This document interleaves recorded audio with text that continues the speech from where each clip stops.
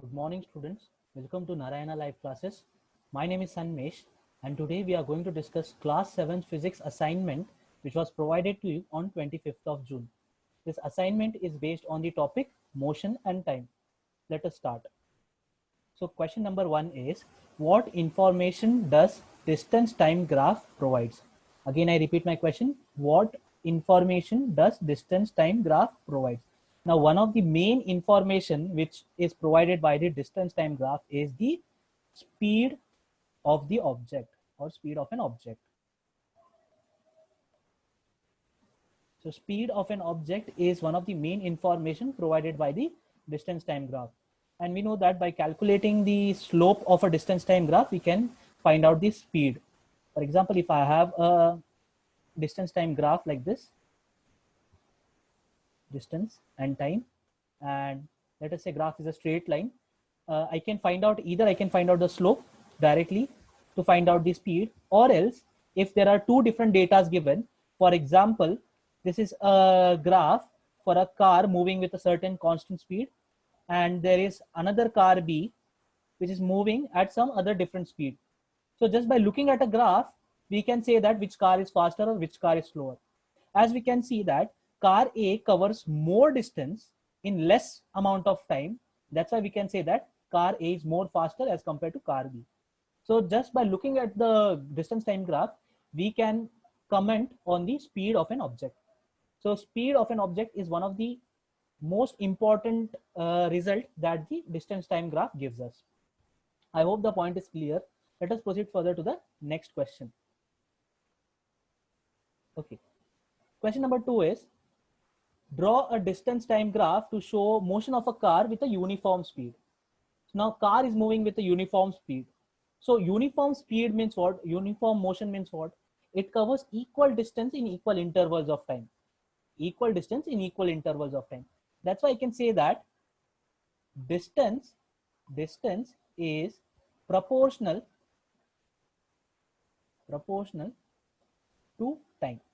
My distance is directly proportional to time. Here on x-axis, on y-axis, I take distance, let us say in meters, and on x-axis, I take time. Always take independent quantity on the x-axis and dependent quantity, which is a variable, on the y-axis. Okay. Independent variable on x-axis, dependent variable on y-axis. Now here our distance is the dependent variable. That's why I'm taking it on the y-axis. Now since distance is directly proportional to time, my y is proportional to x. So usually when y is proportional to x, the graph is a straight line like this. Graph is a straight line. Not necessary that every time it has to pass through the origin only. It can be something like this also, or it can be like this also. There are many possibilities, but usually we draw, just to make the diagram look good, we usually draw a line passing through the origin. Now when the object actually starts from the origin, when an object actually starts moving from the origin, we draw a graph from the origin O. Otherwise, if the object does not start from the origin, let us say it starts from a certain distance away from the origin, then the graph will not start from point O. It will start from somewhere point, like from here, let us say. That means this is the initial distance, initial position of my object. I hope the point is clear. Let us proceed further to our next question.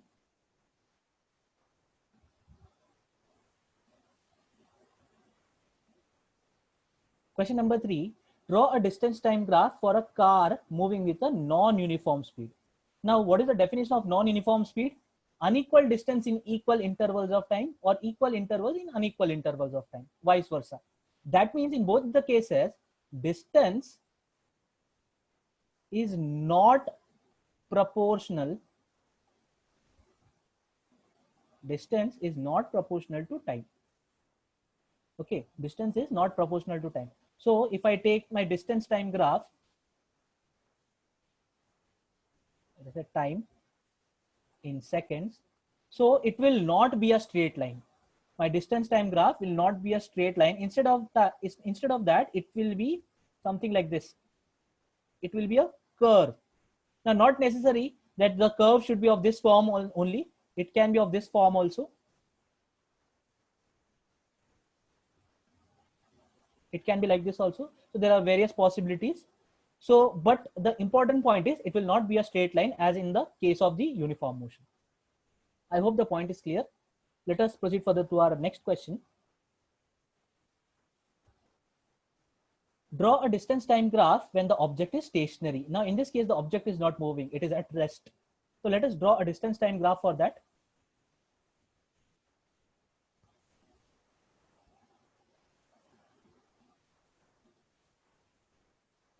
Now, let us assume that our object is at a distance, let us say 40 meters away from the origin. Object is at 40 meters away from origin. Now, this is my time axis. Let us plot some time intervals. Let us say 10 seconds, 20, 30, 40, 50, and so on. Now, let us plot some points on this distance axis. Let us say 20 meter, and another, let us take 40 meter, another, let us say 60 meter. Okay.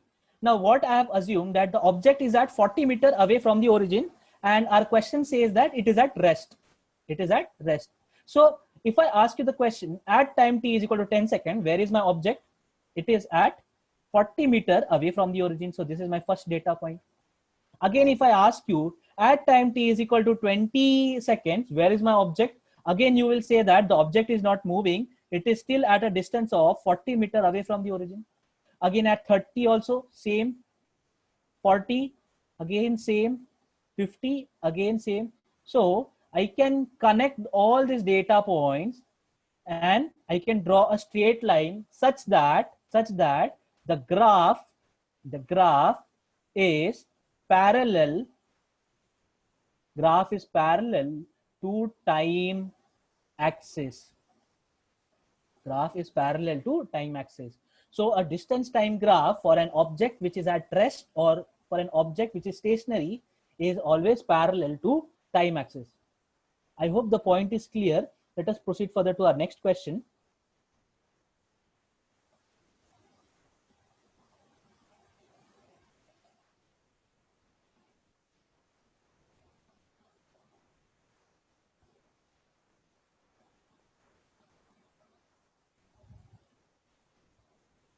All right. Question number 5. State few advantages of distance time graph. Again, I repeat my question. State few advantages of distance time graph. Now, usually, if I give you a table of distance and time, and if I tell you to analyze the motion of an object, it will become very difficult, right? Because when we look at the table, we just see numbers. Now, if we plot a graph of that data, if we plot a graph or a distance time graph of that data, then it becomes easier for us to visualize whether the object is moving faster, whether the object is moving slower, or whether the object is moving with a uniform velocity or non-uniform velocity. Various conclusions we can draw just by looking at the graph. That same thing we cannot do just by looking at the table of data. Just by looking at numbers, we cannot do that. But by looking at a graph, we can easily draw many conclusions. So variation in the distance time graph can be easily visualized. Now, next advantage is usually in the table, if you see the data table, the distance information is given, the distance of an object is given only at a certain particular time intervals. For example, let me take a graph here. Now, data points, they are scattered, they are separated. For example, one data point is here. This is my distance time graph. Distance at this particular time is given. Another data point is here, and another data point is here. Let us say I have taken 3 data points. And if I plot the curve like this, now in my table, in my data table, I have distance with respect to this particular time. Let us say time t1. I have distance with respect to this particular time. Let us say time t2. And I have the knowledge of distance, let us say at this particular time, t3.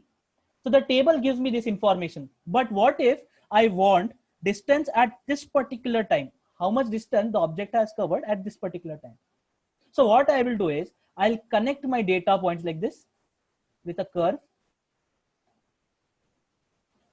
Now from this particular point, I can drop a perpendicular, I can on my graph, and I can connect it here.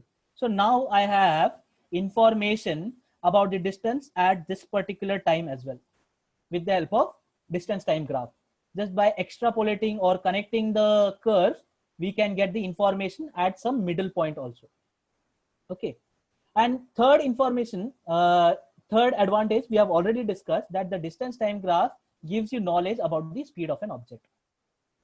Okay, so these are the few advantages of the distance time graph. Let us proceed further to our next question. So this is the last question. What is a bar graph? Again, I repeat my question. What is a bar graph? Now, a bar graph is a special type of graph.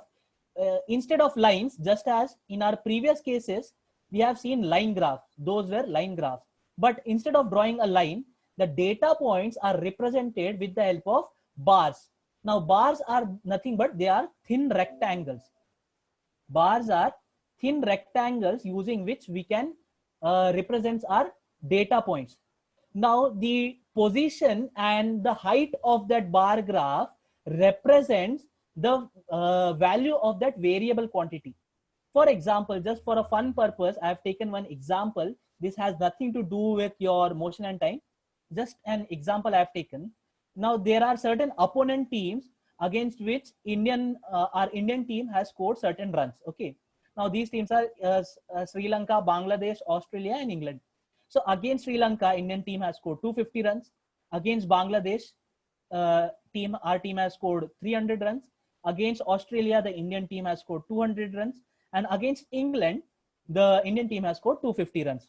So if I want to represent this data with the help of bar graph, I can do it like this. See, on the y-axis, I can represent the runs scored. And on the x-axis, I can represent the opponent teams.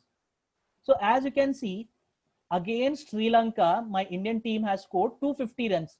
So I have drawn a bar graph whose height matches with the level of 250. So I know that, okay, against Sri Lanka, the run scored was 250. Against Bangladesh, the run scored is 300. So the height of the bar matches with 300, and so on for Australia and England. So using bar graph, we can, using the height of the bar, we can represent certain variable physical quantities. Not only run scored, we can also use it for speed, along with the time. We can also show it for the distance and time and various other physical quantities. So these are the advantages of the bar graph. I hope all the points are clear to you all. Thank you all. Thank you so much.